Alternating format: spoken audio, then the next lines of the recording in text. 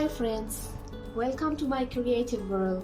Today I'm starting a new project, making a figure of Marilyn Monroe. I chose Marilyn because she was more than a movie star. She had beauty and elegance, but also courage and freedom. Her story with its light and shadows still inspires people all over the world. With this figure, I want to celebrate Marilyn Monroe, a special icon that never fades. For me, creating figures is about sharing love for art and imagination. So come along on this journey and let's bring Marilyn Monroe to life with creativity.